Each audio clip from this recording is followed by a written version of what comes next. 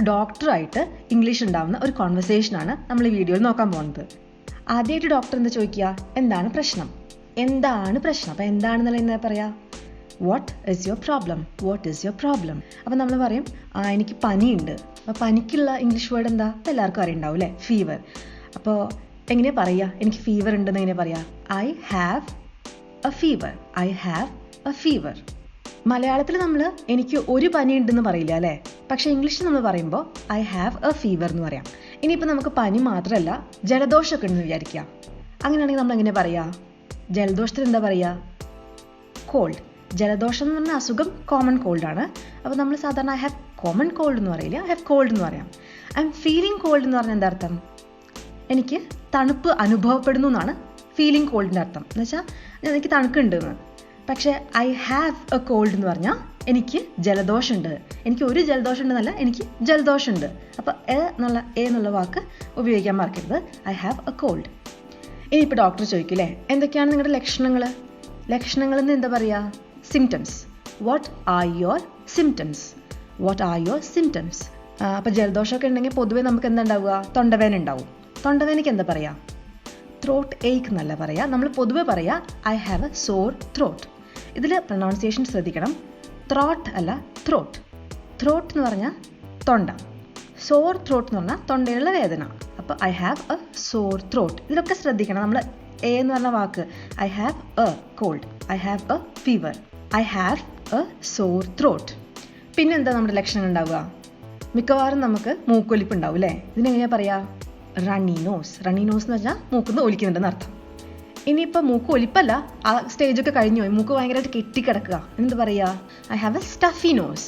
Staffy എന്ന് പറഞ്ഞാൽ തിങ്ങി ഞെരിഞ്ഞിട്ടുള്ളത്, സ്റ്റഫി നോസ്. അല്ലെങ്കിൽ I have a blocked nose. അല്ലെങ്കിൽ കുറച്ചുകൂടെ മെഡിക്കൽ രീതിയിൽ പറയുകയാണെങ്കിൽ ഐ ഹാവ് നെയ്സൽ കഞ്ചഷൻ എന്നൊക്കെ പറയാം. ഇനിയിപ്പോൾ ചിലപ്പോൾ നമുക്ക് മേലുവേദനയൊക്കെ ഉണ്ടാവും അല്ലേ? അതിനൊക്കെ നമ്മൾ എന്താ പറയുക? ഏക്ക്. വേദനയാണ് ഏക്ക്. അപ്പോൾ മേലുവേദനയ്ക്ക് എന്താ പറയുക? ഐ ഹാവ് ബോഡി പെയിൻ എന്ന് പറയാം. അല്ലെങ്കിൽ മൈ ബോഡി ഏക്സ്. എൻ്റെ ശരീരം വേദനിക്കുന്നുണ്ട്. അല്ലെങ്കിൽ നമുക്ക് വയറുവേദന ഉണ്ടെങ്കിൽ എങ്ങനെ പറയാം? I have a stomach ache. അല്ലെങ്കിൽ തലവേദന ഉണ്ടെങ്കിൽ ഇതെല്ലാവർക്കും അറിയുണ്ടാവും അല്ലേ? Headache. I have a headache. അപ്പോൾ എയ്ക്ക് ഒന്ന് നന്നായി ഓർത്ത് വെക്കാൻ പറ്റുന്ന ഒരു വാക്കാണ്. പല ബോഡി പാർട്സിൻ്റെ പെയിനിന് എയ്ക്ക് എന്ന് പറയാം. പക്ഷെ ത്രോട്ട് ഏക്ക് എന്നല്ല പറയാം. ത്രോട്ട് എന്താ പറയുക? I have a sore throat. നമ്മൾ നേരത്തെ പഠിച്ചാണ്. അപ്പോൾ ചിലപ്പോൾ ഇനി ഡോക്ടർ ചോദിക്കും, ഇത്ര കാലമായി ജലദോഷമൊക്കെ തുടങ്ങിയിട്ടെന്ന് അറിയാൻ വേണ്ടിയിട്ട് നമ്മുടെ കഫത്തിൻ്റെ കളർ എന്താണെന്നൊക്കെ ചിലപ്പോൾ ചോദിക്കും. അതെന്താ അങ്ങനെ ചോദിക്കുക? കഫം എന്നുള്ളതിന് എന്താ പറയുക? Mucus. What colour is your mucus? എന്ത് കളറാണ് നിങ്ങളുടെ കഫത്തിന്? What colour is your mucus? മൂക്കിലുണ്ടാവുന്ന കഫത്തിനെയാണ് നമ്മൾ എന്താ പറയുക? മ്യൂക്കസ്. തൊണ്ടയിലോ അല്ലെങ്കിൽ ബാക്കിയുള്ള സ്ഥലത്തെ കഫത്തിന് എന്താ പറയുക? അതിന് പറയുക ഫ്ലെം. അപ്പോൾ അത് ഒന്ന് ഓർത്ത് വെക്കുക. മൂക്കിലുള്ളത് മ്യൂക്കസ്, ബാക്കിയുള്ളത് ഫ്ലെം. ഇനി ഡോക്ടർ ചിലപ്പോൾ ചോദിക്കില്ലേ, നിങ്ങൾക്ക് തുമ്മലുണ്ടോ? അതെങ്ങനെയാണ് ചോദിക്കുക? തുമ്മലിന് എന്താ പറയുക? Sneezing. Do you have sneezing? അല്ലെങ്കിൽ ചുമയുണ്ടോ എന്ന് എങ്ങനെയാണ് ചോദിക്കുക? ചുമയ്ക്ക് പറയുന്നത് എന്താ? Cough. Do you have cough? ഇനി ചില കേസിൽ വിശപ്പൊന്നും ഉണ്ടാവില്ല ആൾക്കാർക്ക് അല്ലേ? അപ്പോൾ ഡോക്ടർ എങ്ങനെ ചോദിക്കുക? നിങ്ങൾക്ക് വിശപ്പില്ലായ്മ ഉണ്ടോ എന്ന് ഡോക്ടർ എങ്ങനെ ചോദിക്കുക? ഇത് വളരെ ഇമ്പോർട്ടൻ്റ് ആണ്. പെട്ടെന്ന് കിട്ടാൻ ചിലപ്പോൾ പ്രയാസമായിരിക്കും. വിശപ്പിന് പറയുന്നത് അപ്പിറ്റൈറ്റ്. ഇപ്പോൾ വിശപ്പില്ലായ്മയ്ക്ക് എന്താ പറയുക? അപ്പിറ്റൈറ്റ് ലെസ് അല്ല, loss of appetite. Do you have a loss of appetite എന്ന് വെച്ചാൽ നിങ്ങൾക്ക് വിശപ്പില്ലായ്മ ഉണ്ടോ? അല്ലെങ്കിൽ എനിക്ക് വിശപ്പില്ലായ്മ ഉണ്ടെന്ന് എങ്ങനെ പറയാം? I have a loss of appetite. ഇനി അപ്പോൾ ഇതൊക്കെ കേട്ടപ്പോൾ ഡോക്ടർക്ക് തോന്നി അത് സാധാരണ ജലദോഷത്തിനും പനിയൊക്കെയാണ്, എന്താ വേണ്ടേ? ആവി പിടിക്കാൻ പറയാം അല്ലേ? അപ്പോൾ ആവി പിടിക്കാൻ എങ്ങനെ പറയാം? സ്റ്റീമിംഗ് അല്ല, ഇൻഹെയിലിംഗ് സ്റ്റീമാണ്. സ്റ്റീം ഇൻഹലേഷൻ എന്നുള്ള വാക്ക് ഓർത്ത് വയ്ക്കുക. You can do some steam inhalation അല്ലെങ്കിൽ സ്റ്റീം ഇൻഹെയിലിംഗ്. അല്ലെങ്കിൽ യു ക്യാൻ ഇൻഹെയിൽ